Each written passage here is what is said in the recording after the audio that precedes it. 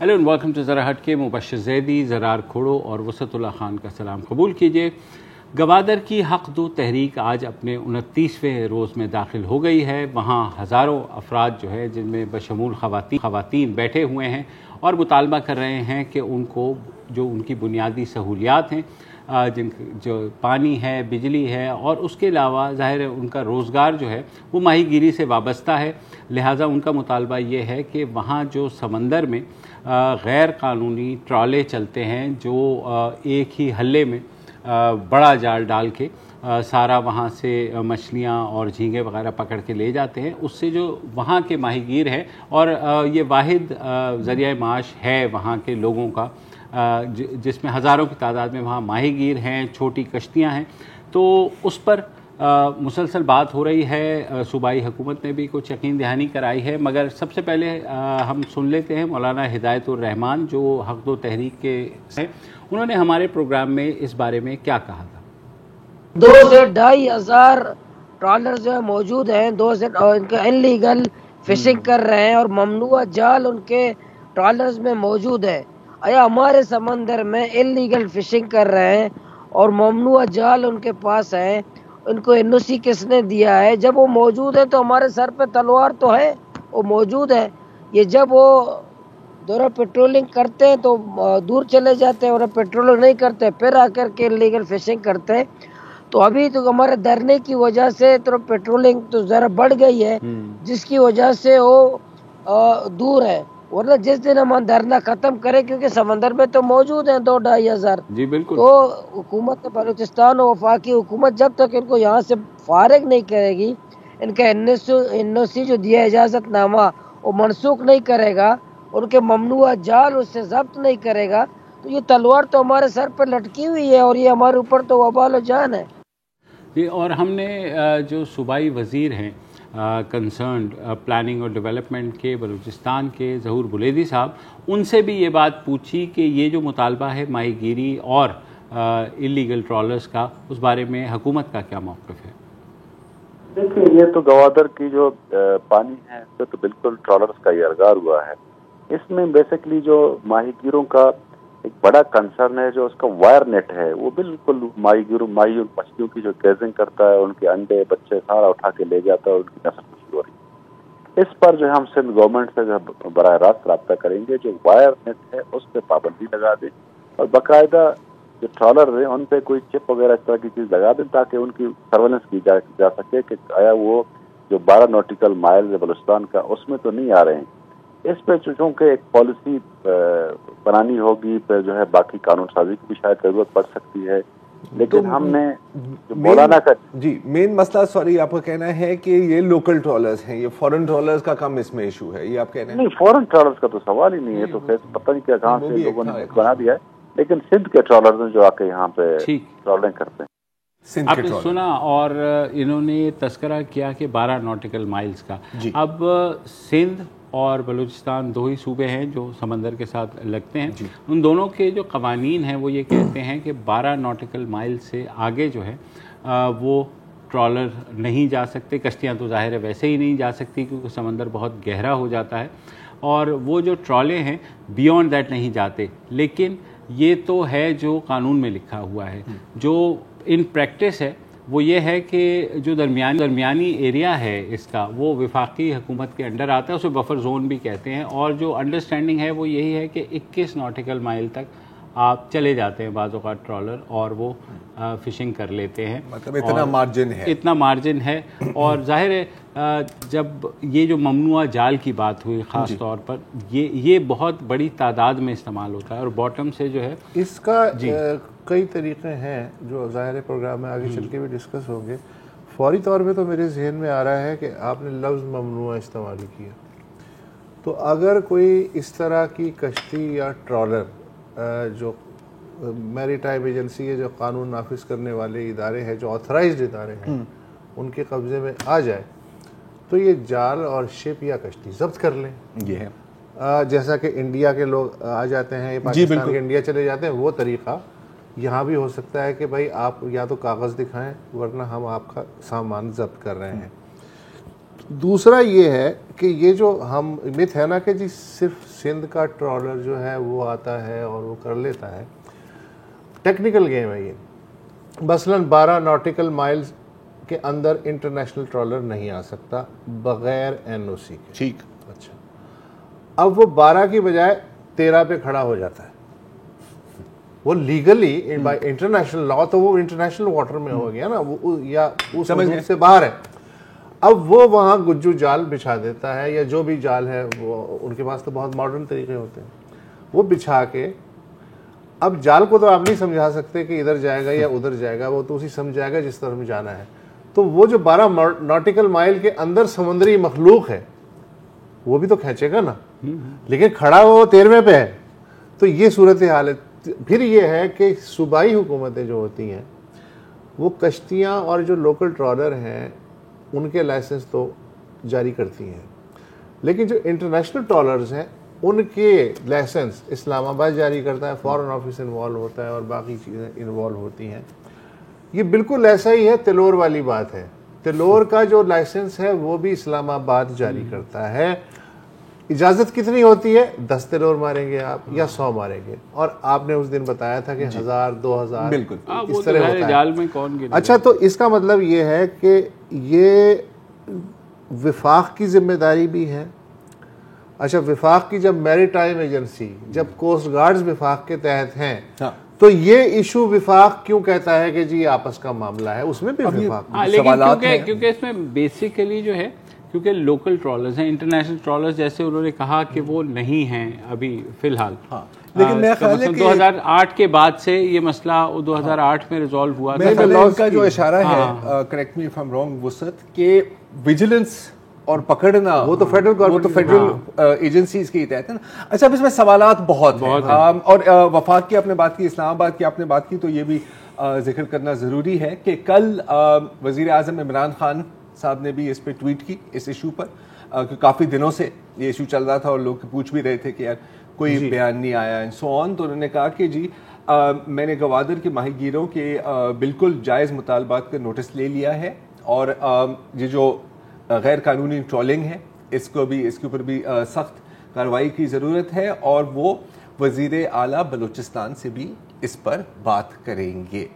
یہ کل کی بات ہے. اب دیکھتے ہیں چلیں کچھ سپورٹ ملی. اب وہ جائز مطالبات وزیر اعظم کے ذہن میں کیا ہیں وہ نہیں، اس پہ جائز مطالبات کا ذکر کیا. صرف ٹرالرز کی، یہاں پر صرف ٹرالرز کی بات ہو رہی ہے، اور سب سے بڑا مسئلہ بھی ٹرالرز کا ہی ہے. ظاہر ہے معاشی مسئلہ ہے، تو ظاہر ہے اپنی روزی نہیں کما سکیں گے تو اس سے بڑا مسئلہ تو کوئی نہیں ہو سکتا. لیکن اگین سوالات بہت ہیں، ناٹیکل مائل، کس کے ٹرالر، کتنی کوسٹ گارڈ کے پاس کتنی کیپیبلٹی ہے ان کو روکنے کے لیے، ان کا طریقہ واردات کیا ہوتا ہے، اور اوپر جو پوری ہماری جو یہ کوسٹل فشریز کا جو کاروبار ہے یہ کتنا بڑا ہے. کیونکہ ظاہر ہے اگر ہر بندہ اپنے اس کے اوپر ہاتھ ڈالنا چاہ رہا ہے تو کچھ مل تو رہا ہوگا.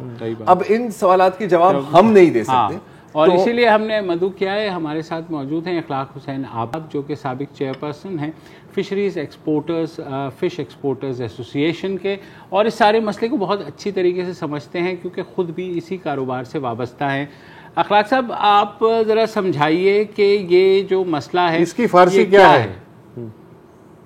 جی السلام علیکم. میں سن رہا تھا لدی صاحب. سب سے پہلے تو میں بھی اس بات کی ہمدردی کرنا چاہوں گا کہ پورا گوادر تقریباً باہر نکلا ہوا ہے، اور ان کا کوئی نہ کوئی مسئلہ ہے، کچھ سمجھ ہے جس کی وجہ سے وہ اس وقت، اور ان کے جو مطالبات ہیں اس کے ساتھ ایک ان کا یہ بھی مطالبہ ہے کہ جو سندھ کی ٹرالرز آتے ہیں اور وہ بلوچستان میں ٹرالنگ کرتے ہیں ان کو بھی روکا جائے.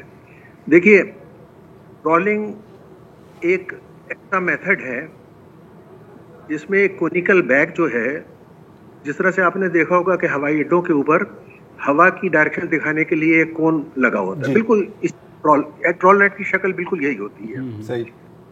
اور یہ جو بوٹ ہوتی ہے اس کو آپ ٹرالر کہہ دیں کہ اس لیے کہ وہ ٹرالنگ سے مچھلی پکڑتا ہے، اس لیے وہ ٹرالر کہلاتا ہے. تو وہ اپنے اسٹرن کے اوپر اس کو کھینچتا ہے along the bottom of the sea، اور اس کے اندر جو بھی مچھلی جھینگا آتا ہے وہ اس کو اس کے کوارڈینٹ میں چلا جاتا ہے. اچھا، سندھ نے اس کے لیے رول بنائے ہوئے ہیں کہ انہوں نے کہا ہے کہ بھائی جو کوارڈنٹ ہے, جو جس جگہ جا کے مچھلی آخر میں جمع ہوتی ہے, اس کا جو میش سائز ہے, یعنی جو اس کا سوراخ کا سائز ہے, وہ اتنے ملی میٹر سے زیادہ نہیں ہونا چاہیے, جس کو وہ یہاں چیک. اور اس کے بعد پورے سندھ کے اندر اور پاکستان کا جو سمندر ہے اس کے اندر ہے ایسا کہ جون جولائی بند رہتا ہے ٹرالنگ. اس کے بعد جب اگست میں کھلتا ہے تو صرف سندھ کے ٹرالر نہیں, سارے پاکستان کے ٹرالر جو ہیں وہ سندھ کے واٹر کے اندر فشنگ کرتے ہیں اور یہیں پہ ان کو سب کو جھینگا ملتا ہے. اور یہ چیز تقریباً ستمبر اکتوبر تک چلتی ہے. پھر اکتوبر کے بعد کیا ہوتا ہے کہ جھینگا جو ہے وہ بلوچستان کی طرف چلا جاتا ہے. پھر یہ جو ماہی گیر ہیں, چاہے وہ بلوچی ہوں چاہے وہ سندھی ہوں, سب کے سب جو ہیں زیادہ تر بلوچستان کی طرف چلے جاتے ہیں, کیونکہ جو تھوڑا بہت ادھر رہ جاتا ہے وہ سواچ کے اندر ملتا ہے جہاں انڈیا اور پاکستان کا بارڈر ہے.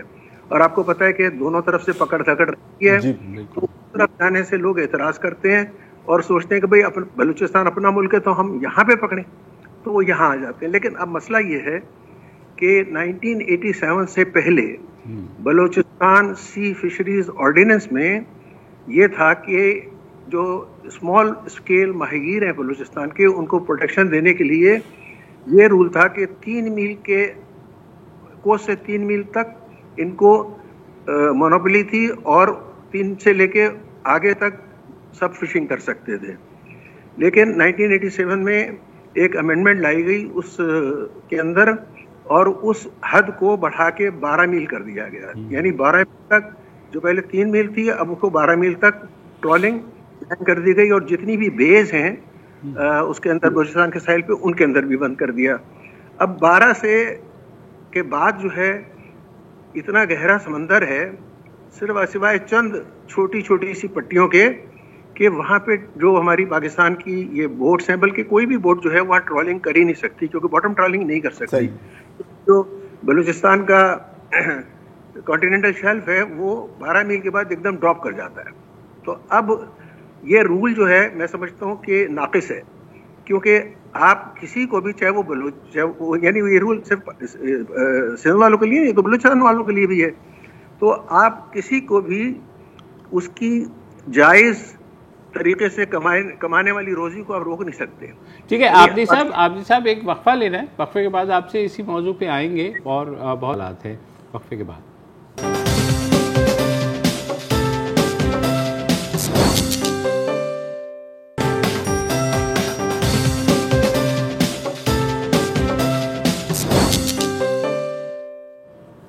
Welcome back. ہم بات کر رہے ہیں گوادر کے ساتھ جو سمندر ہے وہاں جو غیر قانونی ٹرالرز آتے ہیں اور فشنگ کرتے ہیں, ماہی گیروں کو جو مقامی ہیں ان کو پرابلمز ہوتی ہیں. اس بارے میں اخلاق حسین عابدی صاحب سے, جو کہ سابق چیئرمین ہیں فش ایکسپورٹرز ایسوسی ایشن کے.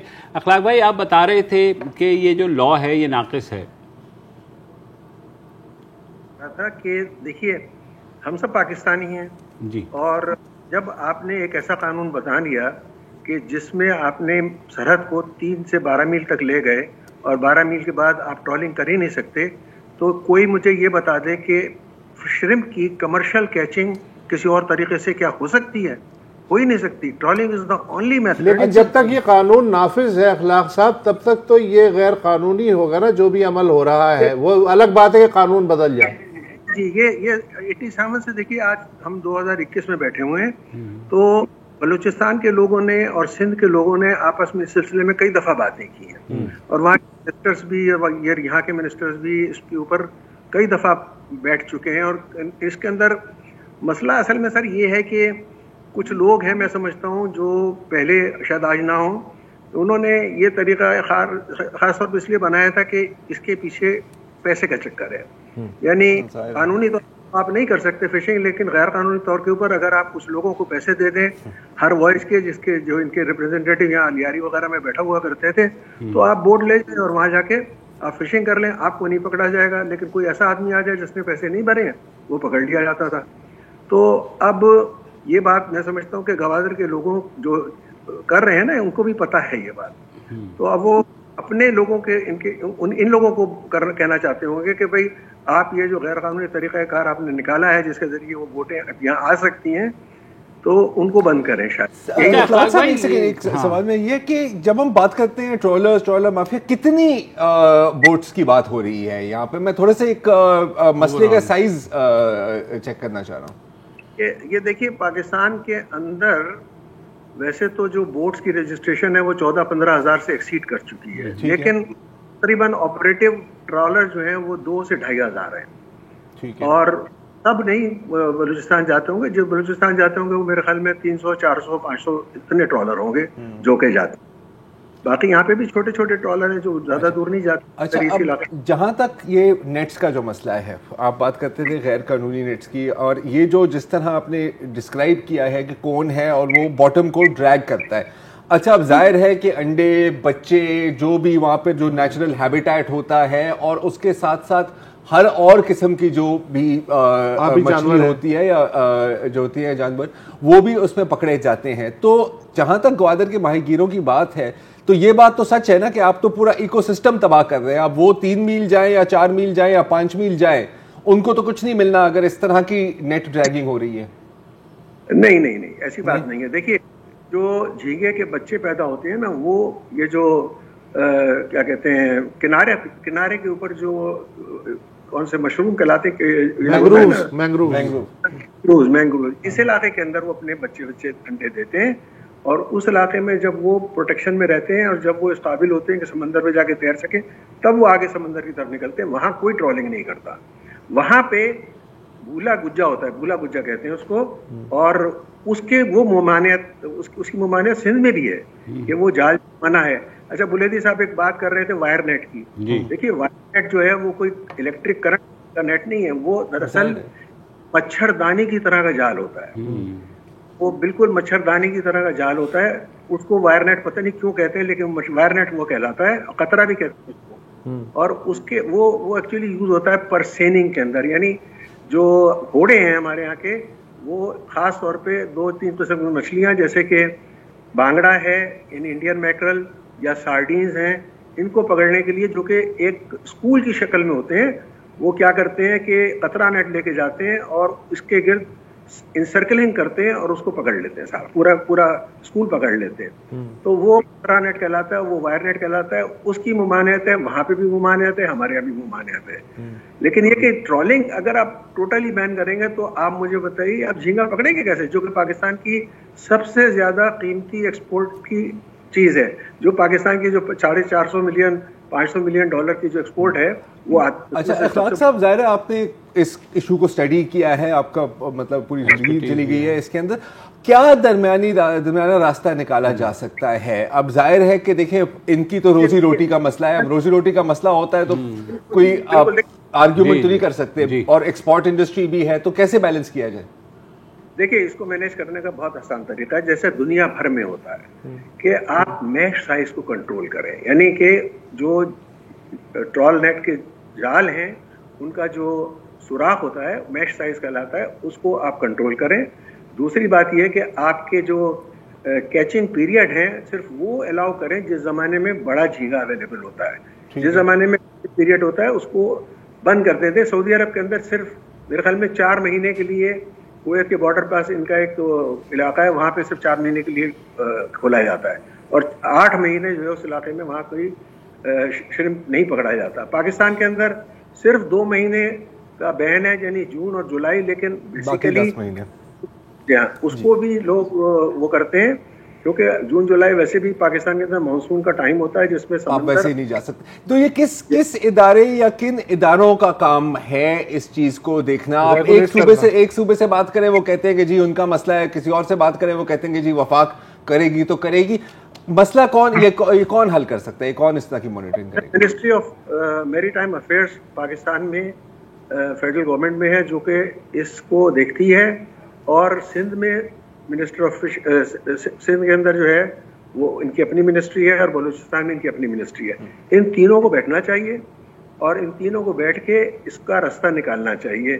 یہ تو کوئی بات نہیں ہے کہ بلوچستان کا آدمی سندھ میں نہیں آ سکتا اور سندھ کا آدمی بلوچستان میں نہیں آ سکتا. اور لائسنس فی اس کی رکھے.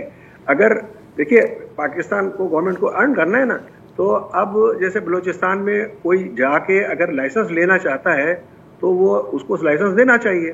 اسی طرح کراچی یہاں پہ سندھ میں تو کسی کو ممانعت نہیں ہے. اگر آپ کو دیکھیے سب سے پہلے ایک ڈپارٹمنٹ ہے, اس کا نام ہے مرکنٹائل میننگ ڈپارٹمنٹ. یہ منسٹری آف میری ٹائم افیئرس کا ہے, جو کہ ہر قسم کے کرافٹ کی رجسٹریشن کرتا ہے اور سی وردینس کو دیکھتا ہے. تو اب آپ نے ایک انویسٹمنٹ کیا, آپ نے ایک کرافٹ بنایا, اس کی سی وردینس کرائی, اس کے بعد اب آپ کو فشنگ لائسنس چاہیے, کیونکہ وہ اگر boat classified as fishing boat ہے. تو اب آپ کراچی میں ادارہ ہے اس کے لیے, کراچی فش ہاربر اتھارٹی, اور بلوچستان میں بلوچستان فشریز ڈپارٹمنٹ, جن کے دفتر ثانی میں بھی ہیں, پسنی میں بھی ہیں, ہر جگہ پر ہیں. تو اب ان کا ریکوائرمنٹ یہ ہونی چاہیے کہ بھائی اگر آپ کے پاس مرکنٹائل میرین ڈپارٹمنٹ کا ایک رجسٹریشن سرٹیفکیٹ ہے, جس کے یعنی پاکستان کا فلیگ ہے اس کے اوپر, you are a Pakistani, so you should be allowed to fish in Pakistani waters. تو مطلب کہ اگر نچوڑ اس کا نکالا جائے کہ یار بیٹھ کے ڈالنا چاہے تو بیٹھ کے بات کرو, پالیسی بناؤ اور پھر اس کو امپلیمنٹ کرو. جو ہمارے یہاں کہنا بڑا آسان ہوتا ہے لیکن کرنا بہت. 3 سمتوں کا کوآرڈینیشن چاہیے. بس وقفہ لے لیتے.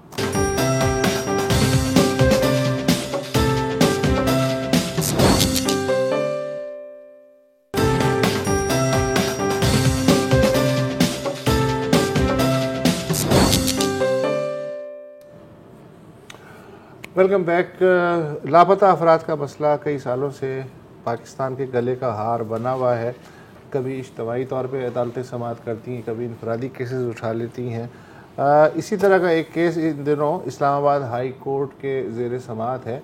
مدثر نارو ہیں, ایک بلاگر تھے جنہیں 20 اگست 2018 کو اٹھا لیا گیا. اب تک ان کا پتہ نہیں چلا. تو عدالت نے ظاہر کہ ان کا درخواست سنی اور 13 دسمبر کو حکم دیا, یعنی کہ آج عدالت میں انہیں پیش کیا جائے. پچھلی سماعت میں حکم دیا تھا, لیکن ظاہر ہے کہ کہاں سے پروڈیوس کیا جاتا جب عطا پتہ ہی نہیں ہے. پھر انہوں نے پچھلی سماعت میں یہ حکم بھی دیا تھا کہ مدثر نارو کا جو بچہ ہے, جب وہ غائب ہوئے تھے تو 6 مہینے کا تھا, اور پھر بعد میں ان کی والدہ کا بھی انتقال ہو گیا تھا. بچے کو اور جو مدثر کے والدین ہیں, یعنی بچے کے دادا دادی کنبہ, اس کی وزیر اعظم سے ملاقات کرائی جائے. تو اٹارنی جنرل جو ہیں انہوں نے عدالت کو بتایا کہ جناب حکم کی تعمیل ہوئی اور 9 دسمبر کو وزیر اعظم سے ملاقات کروا دی گئی. وزیر اعظم سمیت سب ان کی فیملی کی داستان سن کے شرمندہ ہوئے, اور حالانکہ اور ہمیں اندازہ ہوا کہ مدثر نے ایسا کچھ نہیں کیا کہ انہیں لاپتہ کر دیا جائے. تو اس پہ چیف جسٹس نے اپنے ریمارکس دیے. انہوں نے کہا جی کہ لاپتہ لوگوں کی ذمہ داری چیف ایگزیکٹو پہ عائد ہوتی ہے, اور سابق چیف ایگزیکٹو لوگوں کے اٹھائے جانے کا فخریہ کتابیں لکھ کے کریڈٹ لیا کرتے تھے. اس پہ اٹارنی جنرل نے کہا کہ ریٹائر ہونے کے بعد ساری لوگ کتابیں لکھ کے دیانتدار بن جاتے ہیں. اٹ واز انٹرسٹنگ, بڑا ایک اچھا مزیدار ایکسچینج ہے. اچھا, اور لاپتہ کیا جانا بدقسمتی اور پاکستان پہ دھبا ہے, اٹارنی جنرل نے کہا. ان لوگوں کے لاپتہ ہونے کی کوئی وضاحت نہیں دے رہا. یہ کیسز بہرحال موجودہ حکومت کو ورثے میں ملے ہیں. پھر چیف جسٹس نے کہا کہ لاپتہ افراد کے لیے جو کمیشن قائم کیا گیا تھا اس نے اپنا اصل کام نہیں کیا. مدثر نارو کی فیملی تو عدالت میں آ گئی, لیکن ہزاروں تو یہاں تک پہنچ بھی نہیں سکتے, اور ریاست اگر کہیں موجود ہوتی تو متاثرہ خاندان کو عدالت میں آنے کی ضرورت نہ ہوتی. اس کے علاوہ جو بہترین جملہ میری نظر میں تھا اٹارنی جنرل صاحب کا کہ جسٹس منیلا, ظاہر ہے کہ جب نیشنل سیکیورٹی پہ جب بات آئی تو جسٹس منیلا نے کہا کہ جی مین جو مقصد ہوتا ہے نیشنل سیکیورٹی کا کہ آپ شہریوں کا تحفظ کریں. جس کے بعد انہوں نے کہا کہ سوال پوچھا کہ جتنے بھی سابق چیف ایگزیکٹوز رہے ہیں مسنگ پرسنس کے کیس میں, جیسے آپ نے بھی بیان کیا, انہوں نے کچھ نہیں کیا, کتابیں لکھی ہیں, جو بھی کیا, کیا ان پر آرٹیکل 6 نہیں ایڈ کر دینا چاہیے؟ جس کے اوپر اٹارنی جنرل پاکستان کا جو جواب تھا نا وہ لٹرلی لاجواب جواب تھا. انہوں نے کہا کہ جی جن پر آرٹیکل 6 کے ہوئے ہیں ان پر تبدیل آپ کر سکے تو ان پہ کیسے کریں گے, which I think is a very honest statement. کم از کم اس چیز کو اپریشیٹ کرنا چاہیے. اچھا, پھر اٹارنی جنرل نے ایک اور مزیدار بات بھی کی. انہوں نے کہا کہ جی ٹھیک ہے, آپ ایک ہال آف شیم بنا دیں, آپ ان میں تمام جو ایکس چیف ایگزیکٹوز ہیں ان کی تصاویر بھی لگا دیں, لیکن اکثر بیماریوں کا علاج عدالتی فیصلوں سے نہیں ہوتا ہے بلکہ عوام کے پاس ہوتا ہے کہ وہ سڑکوں پہ آئیں، جیسا کہ ایران میں یہ ہوا اور پھر یہ سلسلہ انہوں نے یہ کہا کہ اگر پاکستان میں بھی 10 لاکھ لوگ نکل آئیں سڑک پہ تو یہ مسئلہ حل ہو جائے گا. ڈیپینڈ کرتا ہے کہاں نکلیں. پھر چیف جسٹس نے سڑکوں پہ نکلے، چیف جسٹس نے کہا کہ عدالتی فیصلوں سے بھی علاج ہو سکتا ہے اگر ذمہ داروں کا تعین کر لیا جائے. اب کیسے تعین ظاہر ہے یہ تو دیکھیں نا آپ. تو میں نہ ہی سمجھ. اچھا، کیا شہری یا مقامی انتظامیہ کی مرضی کے بغیر کسی کو اٹھایا جا سکتا ہے؟ میرا خیال ہے اٹھایا جا سکتا ہے.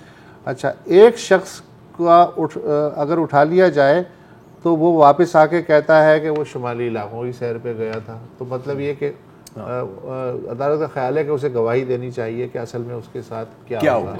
اٹارنی جنرل نے ایک بات جو کی، انہوں نے یہ کہا کہ ایک جو لاپتہ فرد جب واپس آیا اور اس نے جو ایک دفعہ 164 کا بیان دیا تھا، انہوں نے کہا میں بتا نہیں سکتا کہ اس کے اندر کیا کیا تھا. اچھا، یہ بھی ہاں تو یہ بھی ہے. آئی جی بھی پیش ہوئے تھے. سوری، یہ اٹارنی جنرل نے کہا، یہ آئی جی نے کہا، اسلام آباد کے آئی جی. اچھا، انہوں نے کہا کہ لاپتہ افراد کا ہم کیسز دیکھ رہے ہیں، لیکن ایک جب وہ واپس آ کر کے ایک بندے نے بیان دیا تو میں یہاں بیان نہیں کر سکتا کہ اس نے کیا کیا کہا. اچھا، چیف جسٹس نے یہ بھی کہا جی میڈیا میں بھی ہائی لائٹ ہونا چاہیے. تو اٹارنی جنرل نے کہا کہ میڈیا چیف جسٹس نے کہا کہ میڈیا آزاد ہوتا تو لاپتہ افراد کے خاندان کی تصاویر روزانہ اخبارات میں شائع ہوتی. اس پہ جو ایک اور وکیل ہے کرنل ریٹائرڈ انعام الرحیم، جنہیں خود بھی تجربہ ہو چکا ہے اس کا، جی بالکل، ان کا یہ کہنا تھا کہ میڈیا پہ دباؤ ہے کہ وہ لاپتہ افراد کے خاندانوں کی مشکلات نہیں دکھا سکتا. چیف جسٹس نے کہا کہ جب ریاست خود جرم میں شامل ہو تو اس سے زیادہ تکلیف دہ بات نہیں ہو سکتی. اٹارنی جنرل جو ہیں آئین کے مطابق ہماری معاونت کریں اور بتائیں کہ آرٹیکل 6 کے تحت فیصلہ دیا جائے یا نہیں اور لاپتہ افراد کی ذمہ داری کس پہ ڈالی جائے. باتیں بہت زبردست ہوتی ہیں ہر طرح اس طرح کے ہر مقدمے میں، لیکن 2011 سے تو میں دیکھ رہا ہوں فدری کے زمانے سے آج تک ایک نتیجہ نکلتی ہے اس طرح کے سماعت سے اور اس طرح کے مقدموں سے، اور وہ ہے ہیڈ لائنز. اس کے علاوہ میرا نہیں خیال کہ کوئی شاید وہ دیکھو اور ایک ایشو الائیو رہتی ہے. اور یہ بھی کیا کر سکتے ہیں جب قانون نافذ کرنے والے ادارے ہی انہیں پیش نہ کریں، ان کے خلاف کیس ہی نہ بتائیں. ایسے بہت آرٹیکل 6 کا جو تذکرہ ہوا تو مجھے لوڈو والا وہ یاد آ گیا کہ آپ دانا جانا 6 تو بس اس کا بس آرٹیکل 6 کا یہاں یہی کام ہے. بس 3 دفعہ 6 نہ مار دینا. اچھا، پھر یہ طے نہیں ہو رہا گوٹی مسنگ ہو جاتی ہے پھر کہ عدالت ایک ڈیسیجن دے اور پابند بنا دے ریاست کو، یا عدالت یہ بھی کہے کہ ریاست جو ہے وہ ہمیں بتائے. تو یہ چل رہا ہے. نہیں، وہ بڑا مشہور ڈائلاگ ہے نا، پتہ سب کو ہے بتاتا کوئی نہیں. ہم بھی نہیں بتائیں گے، وقفہ دیتے ہیں.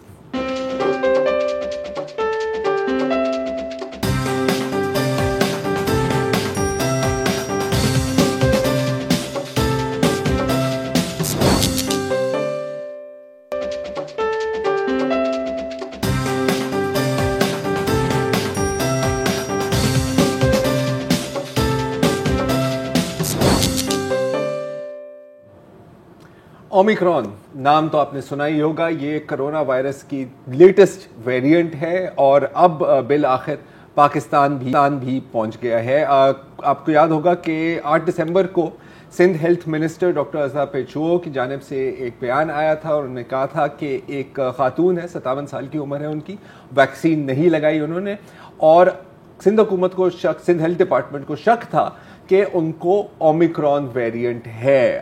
ظاہر ہے اس وقت تصدیق نہیں ہو سکتی، لیکن آج نیشنل انسٹیٹیوٹ آف ہیلتھ اور آغا خان یونیورسٹی ہاسپٹل دونوں کے بیانات سامنے آئے ہیں اور انہوں نے کہا ہے کہ جینوم سیکوینسنگ کرنے کے بعد اب وہ کنفرم کر سکتے ہیں کہ یہ اومیکرون ویریئنٹ ہی ہے.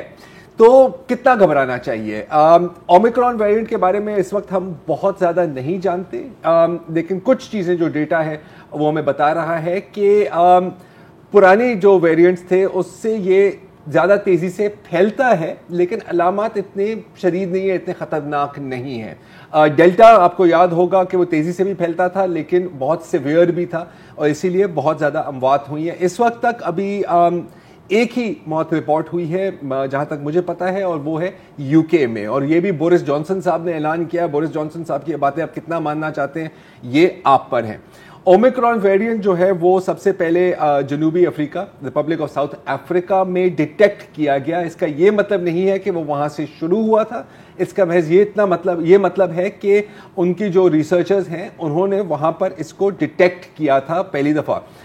اس کا کافی ایک بھاری قیمت بھی ادا کرنی پڑی جنوبی افریقہ کو, کہ ایک دم سب نے کہا, جیسے یورپی ممالک نے کہا کہ سر بہت اچھا ہے, آپ نے پتہ ڈھونڈ بھی لیا, آپ نے بتا بھی دیا, آج سے آپ کی انٹری بند ہے. مجرم بھی امریکہ نے بھی یہ کیا. حالانکہ اس کے کچھ دن بعد یہ پتہ لگا کہ یہ ویریئنٹ یورپ میں اس اعلان سے کچھ 11-12 دن یا 2 ہفتے پہلے سے موجود تھا. اچھا, ایک انٹرسٹنگ چیز ہے اومیکرون کے بارے میں کہ جو سمٹمز ہیں وہ تھوڑے سے مختلف ہیں.